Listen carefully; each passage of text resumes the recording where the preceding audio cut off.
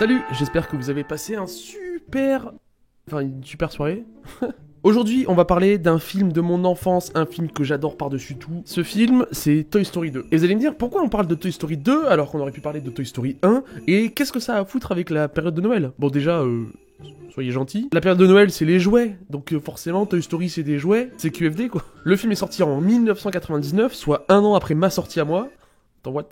C'est réalisé par John Lasseter à qui on doit Toy Story 1, Cars 2, Bugs Life. Vraiment, chez Pixar, t'inquiète, c'est le boss, tu vois. Alors, vous allez me demander, ça raconte quoi Toy Story 2? Ben, c'est une très bonne question. Donc, ça raconte l'histoire de Woody, un jouet, genre le boss des jouets, tu vois, qui se fait kidnapper par un collectionneur, tu vois, genre. Et le collectionneur, il prévoit de l'envoyer au Japon dans un musée, bref. Plus du tout d'être utilisé par un enfant pour jouer avec un enfant, tu vois, parce que les jouets, leur but dans la vie, c'est d'être utilisé par un gosse, pour, tu sais, être heureux, etc., genre. Et je pense qu'être derrière une vitre blindée dans un musée, c'est pas trop le fun, tu vois. Et du coup, c'est une mission à la fois de sauvetage pour aller chercher Woody chez le collectionneur bizarroïde, mais aussi 2-3 petites sous-intrigues. Je crois qu'il y a 2 sous-intrigues un peu particulières. En gros, Buzz l'éclair se fait lui aussi kidnapper, bizarroïde, par un autre Buzz l'éclair qui pense être le vrai Buzz l'éclair comme c'était le cas de notre Buzz dans le premier film. Bref, je dis n'importe quoi. Donc il y a un faux Buzz l'éclair qui pense être le vrai Buzz l'éclair et qui ne comprend pas qu'il est un jouet, qui s'infiltre, etc. Je serais contraint de l'utiliser. L'ampoule qui clignote quand on appuie. Tu as fait ton scaphandre. Tu aurais pu me tuer, Ranger. C'est incroyable, vraiment, Toy Story 2, c'est vraiment le meilleur Toy Story, et je vais essayer de vous dire pourquoi. Donc oui, je vous spoil un peu la fin, mais à la fin, le méchant, c'était le papy Pépite, parce que t'as vu, il voulait être dans un musée, et c'est un mec un peu aigri. À la fin, il se fait punir parce qu'on le confie à une petite fille qui fait des maquillages, donc ça me fait mourir de rire. Parce qu'il a exactement l'opposé de ce qu'il voulait, mais c'est un jouet en fait, donc il est fait pour être joué, et ça se trouve finalement peut-être qu'à force de jouer avec cette petite fille, il va apprendre à aimer ça, etc. Sachant que lui, il est jamais sorti de sa boîte pour jouer avec des enfants, bref. Tout se finit bien, Jessie, qui est un personnage incroyable, donc c'est une meuf qui était un peu angoissée parce qu'elle s'était fait abandonner, etc. Elle se fait accueillir dans cette nouvelle famille, ça c'est trop bien, le film est trop bien. Il y a de la tension, t'es stressé du début à la fin, t'es vraiment assis sur ton siège, tu t'accroches, tu stresses, parce que t'as pas envie qu'ils soient séparés, c'est ça qui est dur dans Toy Story. Il y a des notions qui sont très adultes. Et quand je repense à ce truc-là, mais on a plus ça de nos jours. Ça fait le vieux connard aigri, tu sais. Mais vraiment, c'est des films qui parlent de l'abandon, qui parlent du deuil, qui parlent du conditionnement, etc. Des sujets qui sont ultra... Enfin, mec, c'est des sujets hyper adultes, en fait. Si je prends juste l'exemple de Buzz l'éclair. Buzz l'éclair, dans Toy Story 1, il pense être du début à la fin le vrai Buzz l'éclair. Donc vraiment un cosmonaute ou un astronaute, je sais pas comment on dit. Donc il pense vraiment être un ranger de l'espace, et c'est l'original. Il comprend pas que c'est un jouet. Jusqu'à ce qu'il comprenne un peu plus la théorie quand il se casse la gueule et qu'il s'est pas volé. Donc finalement, c'est vraiment un jouet, il comprend être un jouet. Ce qui est intéressant, c'est que du coup, il arrive à outrepasser ce truc-là et à s'en sortir avec Woody. Il y a un peu de la dépression pour lui dans le 1, bref, ça se passe, il s'en sort et il évolue, tu vois, il prend cette mauvaise expérience, il en sort du positif et ça se passe super bien. Il comprend qu'être un jouet, c'est juste faire plaisir à un enfant, s'amuser, passer de bons moments, etc. C'est super cool. Dans Toy Story 2, ce qui est hyper intéressant, c'est que on nous présente un nouveau Buzz l'éclair qui le remplace entre guillemets pendant une demi-heure, qui lui ne comprend pas. Donc c'est vraiment Buzz l'éclair de Toy Story 1. Et on voit qu'il est parfaitement incompatible avec l'aventure qu'il vit, parce qu'il est complètement à côté de la plaque. Nous sommes repérés. Là, les murs se rétractent. Aidez-moi à faire levier avec l'homme patate. Nous serons tous broyés. Il a bouffé de la pile atomique ou quoi? Il comprend pas qu'être un jouet, ça implique que tu peux te faire casser, que tu n'as pas de pouvoir magique ou quoi que ce soit, tu vois. Donc on est vraiment de retour sur un Buzz l'éclair Toy Story 1, et je trouve ça vraiment bien fait, parce que même c'est hyper créatif, parce que tu vois le vrai Buzz l'éclair qui doit gérer un autre Buzz l'éclair qui était lui du film précédent, et finalement ils arrivent à faire la paix ensemble. Alors, qui est le vrai Buzz? Moi, c'est un imposteur et je vous le prouve. Il a été entraîné par Zurg lui-même à imiter ma gestuelle.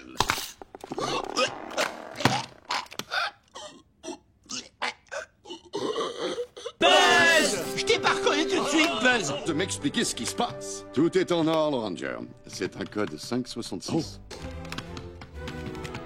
Votre Majesté.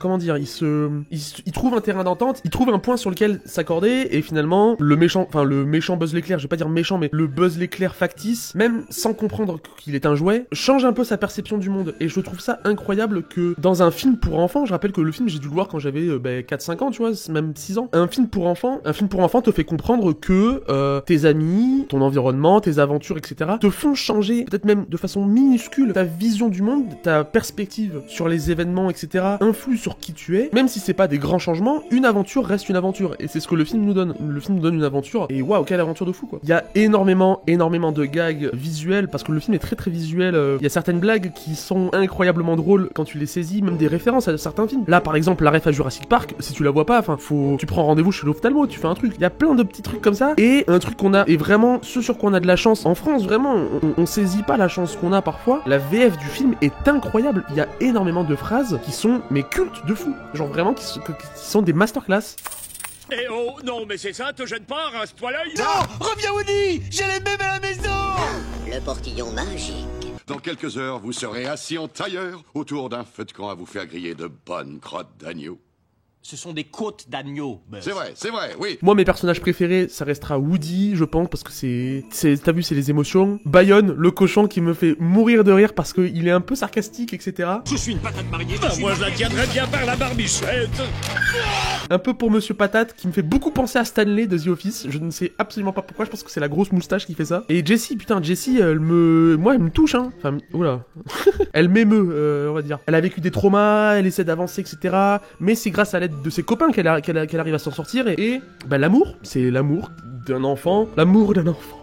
C'est l'amour d'un enfant qui l'a fait changer d'avis et qui l'a fait changer de perspective. Ce film, c'est it's all about perspective, tu vois, genre, c'est que de la perspective.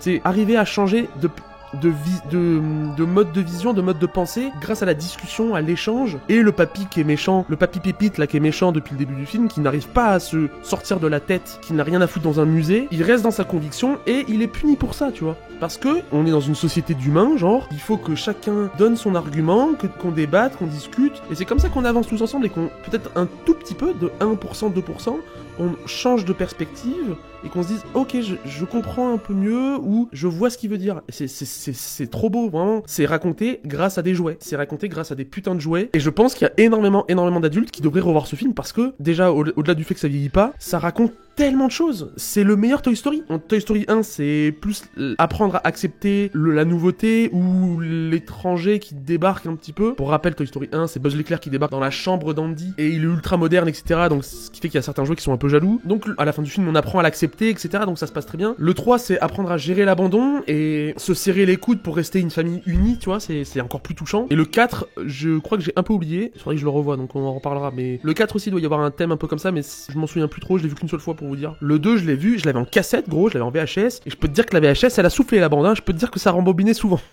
En 99, autant vous dire qu'il y avait pas internet, il y avait pas d'ASMR, il y avait pas de YouTube, etc. Je crois que la scène où il y a le réparateur qui vient réparer Woody, là, oh mais maman, mais cette scène me fait le même effet que n'importe quel massage au cerveau que tu pourrais me faire. Genre vraiment, c'est un bonheur pour les yeux, c'est un bonheur. La musique est incroyable, la musique du film est incroyable. Il y a les moments d'action, il y a les moments touchants, il y a les moments rigolos. Là, je repense vite fait à la scène où il traverse la route et que de la musique, elle est un peu marrante, etc. Enfin, tout dans ce film fonctionne. C'est un pari qui est réussi de A à Z. Le personnage du poulet vendeur de jouets, il est détestable à mort. Il mange des Cheetos, frère, c'est dégueulasse, gros. Et même si finalement il agit comme un humain normal, qu'est-ce qu'il a fait de mal en réalité? Ouais, ok, il a volé Woody parce qu'il se rend compte de sa réelle valeur en tant que œuvre d'art de collection. Donc ouais, c'est pas cool de voler un jouet, c'est même encore moins cool de voler un jouet à un enfant. Mais finalement, c'est juste un collectionneur. Tu vois, il est pas autant méchant que Sid dans le premier là, qui terrorise des jouets, qui les fait exploser, genre. Parce que les jouets sont vivants, en fait. Les jouets sont vivants. C'est pas juste une hallucination collective ou n'importe quoi. Les jouets sont réellement vivants. Ils sont animés par leur âme, j'imagine. Et quand tu détruis un jouet, tu détruis le jouet en fait. Et ce film a laissé chez moi une profonde marque dans le sens où il y a pas une seconde, même à l'heure actuelle, où j'ai pas ce petit doute sur ah peut-être ça se trouve en fait c'est réel. C'est un peu naïf de croire encore le cas, mais comme dans Pôle Express, le petit gosse il entend encore la clochette du Père Noël, et bien moi j'ai toujours ce petit doute, tu sais, de... Tu vois là, les pop là, en vrai on sait pas, et je trouve ça trop cool. Pour un enfant, c'est incroyable de se dire que les jouets vivent leurs propres aventures, même quand on n'est pas là. Moi je trouverais ça formidable, et ça t'attache encore plus à ces jouets là, et ça rajoute de la valeur, alors que c'est qu'un film. Ça rajoute de la valeur aux jouets, ça te donne envie de les conserver le plus longtemps possible, et de les aimer le plus fort possible, et juste waouh. Après je suis pas naïf, tu vois, je sais que le film a été fait pour vendre des jouets aussi. Il y a un peu de cette partie là qui est venue gâcher un peu le tout, mais j'ai du mal à voir Toy Story raconté différemment qu'avec des jouets.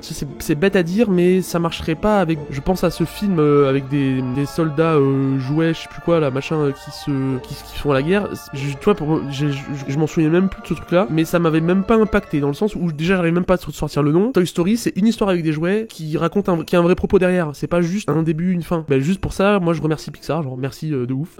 Pour moi, c'est le meilleur épisode de la saga, y a pas de débat à avoir, mais je plaisante évidemment qu'on peut faire un débat, vous faites un débat dans les commentaires, oui, je préfère le 2, je préfère le 3, machin. Moi perso, mon préféré c'est le 2, j'hésiterai pas à papoter avec vous dans les commentaires si jamais vous avez des opinions différentes. C'est ça en fait, le film nous a dit ça, hein. Le film il dit, donnez vos perspectives, vos points de vue différents, et on échange, et on trouve des compromis, tu vois. C'est ça, bref, c'est une masterclass. Moi je vous dis à bientôt pour une nouvelle vidéo, on parlera d'un autre film de mon enfance, ou un autre film avec l'esprit de Noël. Je vous garde des réserves, je vous garde des trucs de fou furieux, vous allez péter un câble. Je vous souhaite une belle soirée, et à plus, salut.